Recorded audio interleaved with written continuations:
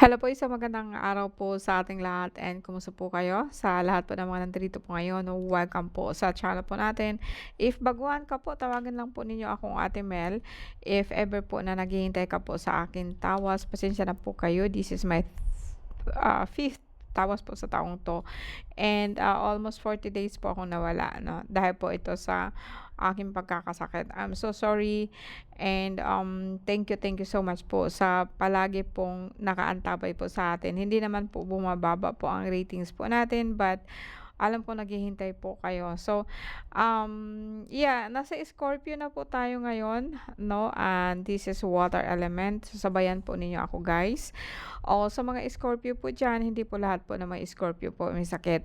This is tawas. So, tingnan po natin kung ano po nangyari po sa inyo. And by tingnan natin kung ano po nangyari sa inyo dito sa card po natin, and sabayan po ninyo ako sa ating dasal, and of course, no, magbigay po ako ng information later on, no. So sa lahat po nandito po ngayon, magdasal po tayo, naway pakinggan po ninyo ako, mahal na ama. Sa lahat po ng Scorpio ngayon na nandito po sa akin, bigyan mo sila ng kalunasan po sa kanilang sakit.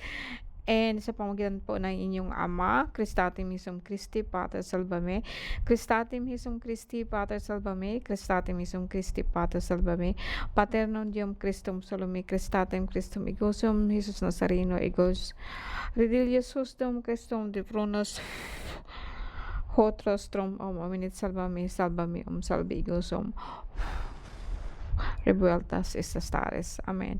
Okay, sa Scorpio po, no, tingnan natin kung ano nangyari po sa inyo. So, dito sa pamamagitan po nito, tingnan natin sa kasalukuyan nyo kung ano po nangyari po sa inyo, no. So, pasensya ka na kayo sa boses ko kung medyo mahina po siya, no. This is my third day po na nakikipagharap po ako sa inyo. And in the past and also in the future. So, kung sakali pong meron tayong space, tingnan din po natin sa ating pangalawang additional po na information about po sa ating sakit, no. So, Scorpio, August 23 hanggang November 21. Sa inyo po to, okay?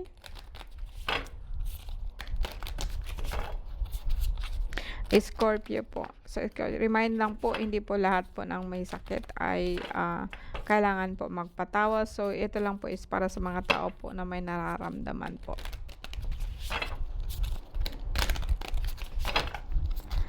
Okay, Scorpio.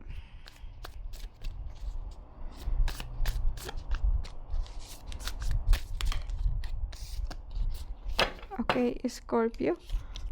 Okay, tingnan natin sa kasalukuyan kung ano po nangyari po sa inyo. And then in the past, immediate past, and probably in the future. And tingnan natin kung ano po nangyari sa inyo doon sa kabilang card po. So this is your immediate past. Scorpio.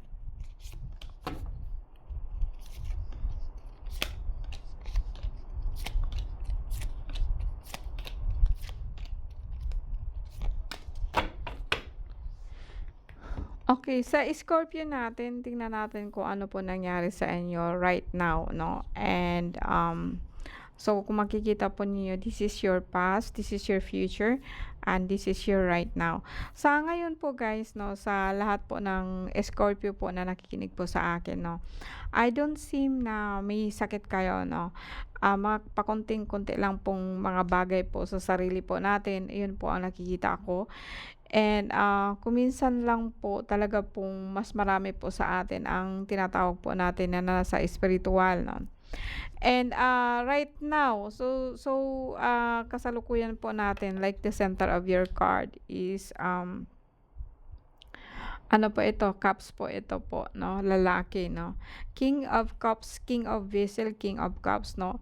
So sa Scorpio, maaari po sa inyo na itong taong to is hindi kayo to, no. This is someone else, no. Pwede rin pong kayo po, no.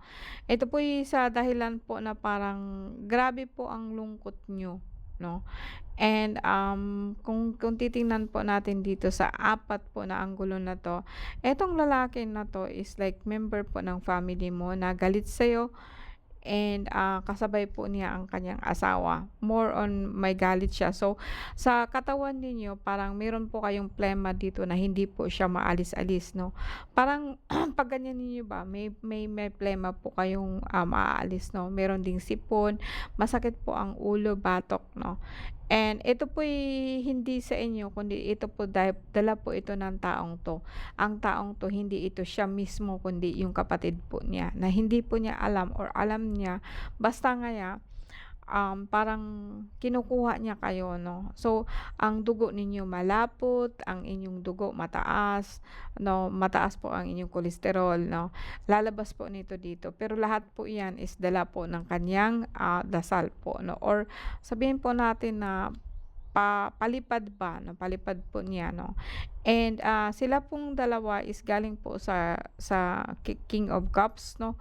King of Cups galing po sila sa Beazle or sabihin po natin na sa emotion na Scorpio is match po kayong dalawa pero siya po kasi is like more on nakabase siya sa emotion. So, they live their life by emotion. So, mapapansin mo 'to na mabait lang sa harap pero 'pag sa talikuran parang grabe po ang tira sa inyo and ang masaklap nito is like kapamilya ninyo lang po siya 'no. So, eto naman po, etong sentro or like labas po siya ng sitwasyon ninyo. Kasi eto yung pinakaimportante natin sa inyo ngayon. So, ito po ang tututukan po natin 'no. And, makikita ko dito na sorry kung minsan, sumasakit talaga po ang inyong, sumasakit po yung tinatawag po natin na, spinal column, 'no, yung tinatawag po nating spinal column or chakra kasi ito ang sinisira niya, yung chakra ninyo. And, kaya kung minsan po, hindi po masyadong, um, kung napapansin po ninyo 'no, some of you or some of you not, na parang parang aware kayo sa sarili ninyo na yung mga nakikita ninyo is hindi totoo o yung mga pinapakita sa inyo is hindi totoo. Dala po ito nila 'no. And, although sa ngayon po kasi ang conscious mind po ninyo kasi is like more on marami kayong inaasikaso. Usually mga pamilya ninyo and ito yung napakasentro po ng, mind po ninyo or sentro po ng life ninyo. Itong lalaking ito at saka itong mag-asawang ito sobra po ang pakikialam niya sa inyo 'no. And, like gustuhin mo man siya o hindi, parang napakaano niya ba, parang parang siya po ang usually po na nakikialam po sa inyo. Ito yung masasabi ko sa inyo kaya yung column ninyo sa likod, yung spinal column niyo hanggang sa paa, medyo manhid po yun 'no. So, tingnan natin in the past mo, so makita ko dito wala ho kayong sakit. Dito naman, makikita ko dito na medyo nagalit kayo 'no. Puwedeng sabihin natin itong sa lupa, puwedeng sabihin natin na ano ba 'tong kasama ninyo, naghuhukay po ba, asikaso niya ba ang mga lupa, asikaso niya po ba ang mga life nila 'no. And, in the past po grabe po ang tinatawag po natin na, concentration mo po sa sarili mo 'no. Etong the vessel na 'to, Seven of Vessel pero kung titingnan po natin ito is bungong buhay po ito 'no. Dala po niya po ang mga, dala po niya ang kanyang lakas. Dala po niya ang kanyang lakas, ang kanyang isip 'no, na iniisip niya kung ano po talaga ang nangyari. Kahit hindi man po siya nakakalakad, di po siya nakakaalis or hindi po siya nakakaalis po siya in physical form, pero makikita mo siya na lagi po siyang naka-concentrate 'no. And, eto po'y hindi ko alam kung galit po siya, pero may nakikita po ako dito na may kasabay po siyang manggagamot or nanggagamot po siya 'no, na kung minsan po nagagalit siya kasi bakit wala siyang pera 'no, wala po talaga siyang pera. Now kung ikaw man 'to, Scorpio, puwedeng sabihin ko dito na eto kasing mind mo 'no, And, as I repeatedly say 'no, na kung minsan kasi, um, ang tao kasi ang bait-bait 'no, and, kahit mismo kapatid mo mismo and mismo mga kamag-anak mo, hindi mo talaga kilala sila. In real person, hindi mo talaga sila kilala. Pero may mga sintomas po diyan na nakapagbigay sa iyo ng clue kung bakit po sila ganyan 'no. Kasi dito kasi alam kong naubusan ka ng budget 'no, naubusan ka ng budget, naubusan ka po ng pera 'no. And I would say na dahan-dahan ka lang po talaga. Kasi puwedeng sabihin po natin na biglaan, puwedeng sabihin po natin na agad-agad, puwedeng gusto mong agaran po na pagbabago po na yung buhay 'no. Kasi dito kasi in the center wala akong nakikitang sakit dito, as in more on sa emotional 'no. Although sabihin ko sa iyo na may mga tao po mag-asawa na nakaangkla sa'yo 'no, puwedeng sabihin po natin dito na in the past po ikaw po ang may gawa nito 'no. So kung sakali man po na meron kang gagawin, ano sabihin po natin na sa astral, sa espirituwal 'no, make sure po talaga na alam mo ang ginagawa mo. Dapat po talaga pong aware ka kung paan patutungo ang dasal ninyo. Kasi kung hindi mo kasi alam kung saan patutungo po ang dasal ninyo, mauuwi po ito sa inyo. Ang balik po nito is like kakulangan po ng pera or masakit po ang paa ninyo. No, or kumbaga sa akin parang nahirapan po kayong dumumi, yung mababa po ang pulang dugo ninyo, masakit po ang inyong mga balakang, masakit po ang ulo. Kasi nga po more on, dito kasi in the part is parang mataas ang dugo nyo. Pero dito in the past nyo is like parang mababa po ang pulang dugo nyo. Abnormal po talaga ang inyong dugo. Now, puwedeng related siya sa financial, puwedeng related po siya sa dugo, pero more on sa physical, dugo po siya, spinal column, and, kaanuhan po na inyong lakas 'no. Kung minsan po talaga po itong nawawala. Now, etong mag-asawa na 'to is galit po 'to sa inyo pero pamilya ninyo lang 'no. And in the future 'no, as I said, wala akong nakikitang medyo masakit dito kundi maliban na lamang sa dugang pula na dugo, pula, puti. Ito lang ang nakikita ko sa inyo, spinal column, pero actually gumagaling po siya.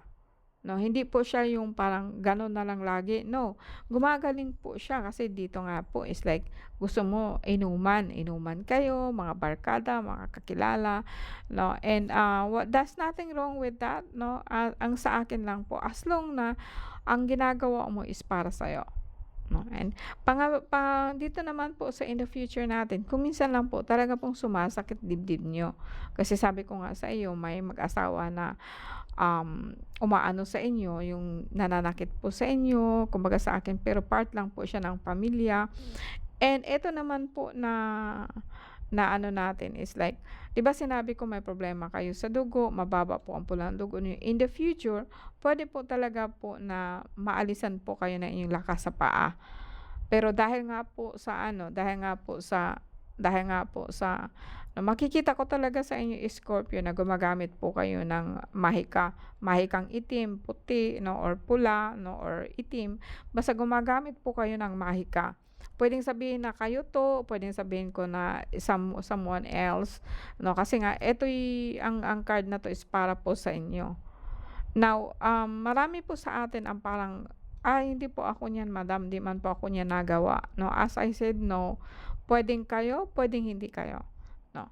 And, dito naman po, dito sa ating ano po, dito sa in the future po natin, sinabi ko sa inyo na may problema po kayo sa dugo 'no, like sciatica or like puwede sabihin po natin na mababa po ang potassium ninyo. Kaya po nahihirapan po kayong maglakad sa paa, sa balakang, and, matutumba kayo kung talaga pong pipilitin po ninyo na maglakad 'no.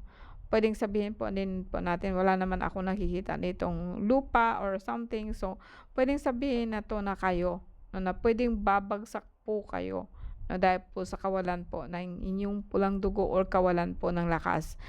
And dito naman sa ating future ninyo, may isang tao po dito na parang nahihirapan siya and, sumasakit po ang kanyang heart.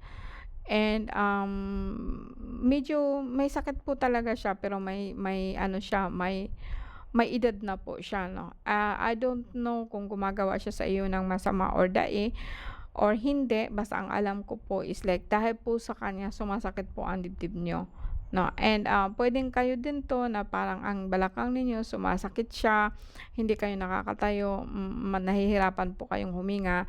Ito po is dala po sa inyo po ito lahat. Hindi ko ito masasabi ma'am or sir kung may sakit po ba kayo sa pelvic, may sakit po ba kayo sa UTI? Wala akong nakikita dito 'no. Ang nakikita ko lang dito talaga is problema po sa dugo or problema po sa lakas.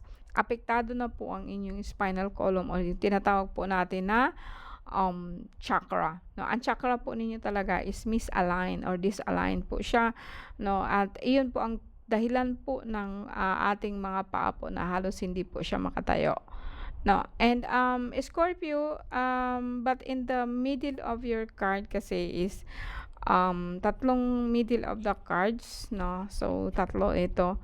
Ito yung ito yung ano natin, ito yung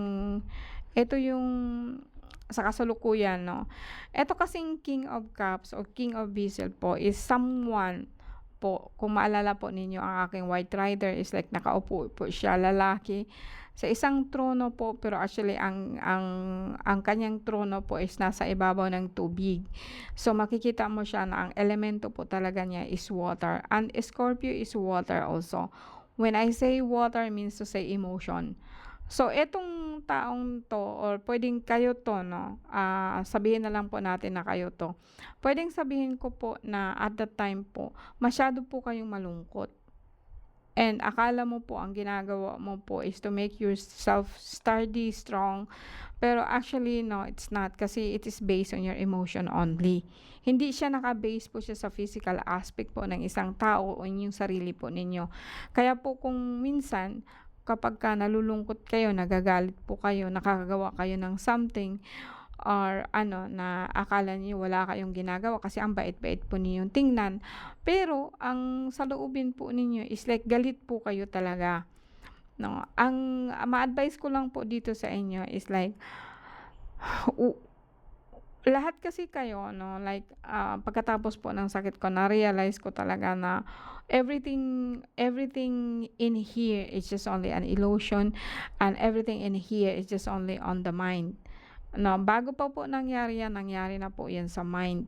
Kahit sabihin po natin na 3 linggo po akong walang ulirat and I know what's happened to me and, I know what is wrong with me. And, pero lahat po 'yun nalalampasan ko, pero alam ko ang lahat po ng ginagawa nila.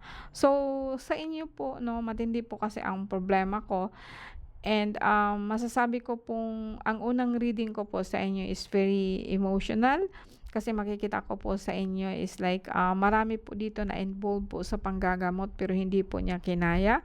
Meron po ditong nanggagamot din pero kinakaya niya pero actually is out of something.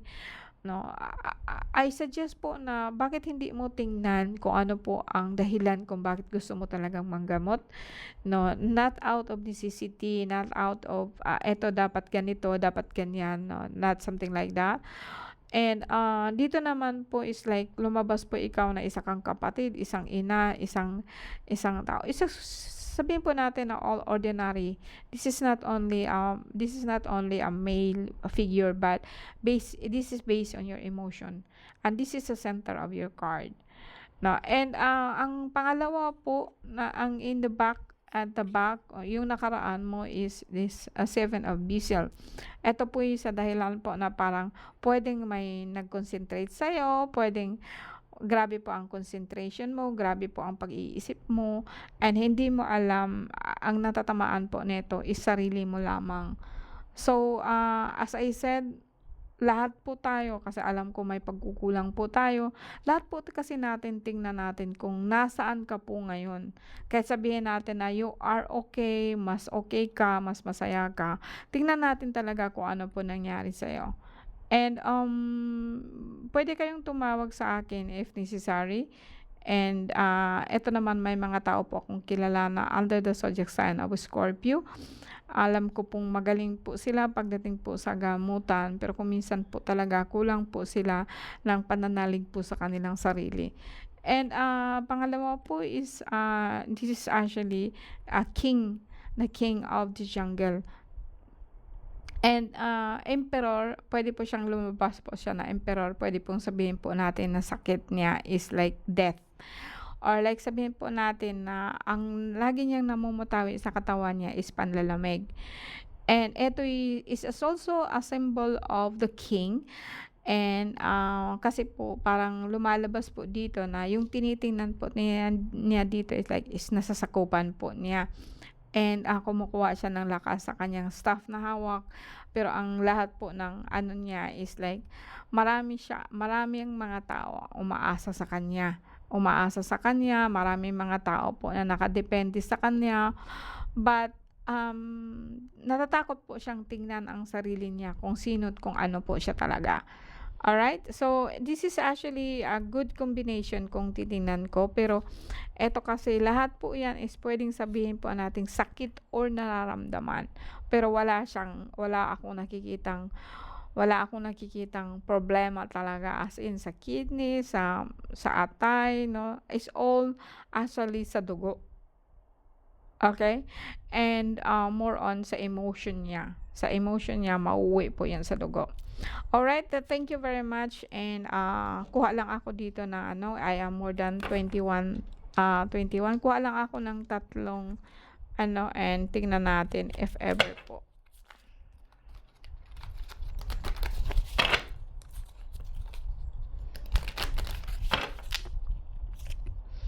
So, Eight of Cups and Queen of Sword. And, Queen of Sword. Okay, the Queen of Sword. So, ito yung Queen of Sword sa una. And actually, this is a full star. Queen of Sword. And, ito yung nauna. Okay, ito yung kahapon mo. The Eight of Cups is just like giving up. Moving away, giving up, kung ano man yung nararamdaman, okay po, no? And eto naman po is just like the Queen of Sword.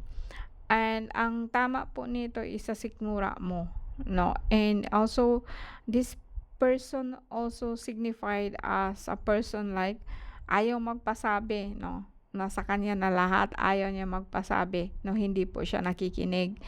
Pero nakikiramdam siya sa lahat ng nangyayari sa kanya. And what is the star? So, pwedeng sabihin ko po dito na ako